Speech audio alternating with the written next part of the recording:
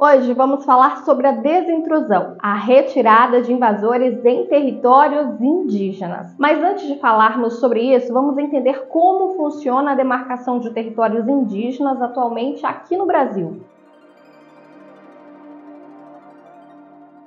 Para ser demarcada, uma terra precisa passar primeiro por estudos de identificação realizados por um grupo de trabalho que é chefiado por um antropólogo. Esses estudos são aprovados pela presidência da FUNAI e, após um período de 30 dias para contestações, a terra indígena tem seus limites declarados pelo Ministério da Justiça. E nesse momento pode ser iniciada a demarcação física da terra, que é seguida pela etapa de homologação da área pela Presidência da República e de registro no cartório regional de imóveis da Secretaria de Patrimônio da União. A desintrusão é a retirada de quem não é originário da área legalmente demarcada como indígena. O processo de demarcação de uma terra indígena no Brasil segue as etapas específicas e a desintrusão é uma medida legal tomada para concretizar a posse efetiva da terra indígena a um povo, depois da etapa final do processo. É um instrumento jurídico para garantir a efetivação plena dos direitos territoriais indígenas por meio da retirada de eventuais ocupantes não indígenas.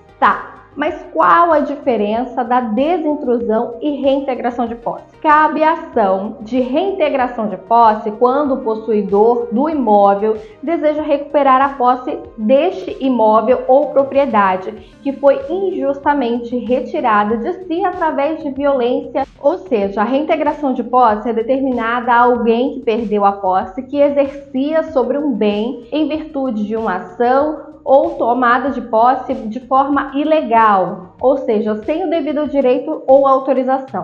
Já a medida chamada desintrusão tem como propósito garantir o direito dos ocupantes tradicionais desses territórios. A ação é conduzida pela Secretaria-Geral da Presidência da República, pelo Ministério dos Povos Indígenas, pela Fundação Nacional dos Povos Indígenas, a FUNAI, e pela Força Nacional, entre outros órgãos que também ficam envolvidos nessas ações. E atualmente aqui no Brasil existem 764 terras indígenas registradas na FUNAI, que estão em diferentes fases do processo demarcatório. Dentre elas, 448 são homologadas ou reservadas, ou seja, estão delimitadas e protegidas pelo governo federal para usufruto da aldeia. No início desse ano, o governo federal anunciou que seriam feitas 6 operações de desintrusão em 6 áreas indígenas localizadas em estados que pertencem à Amazônia Legal,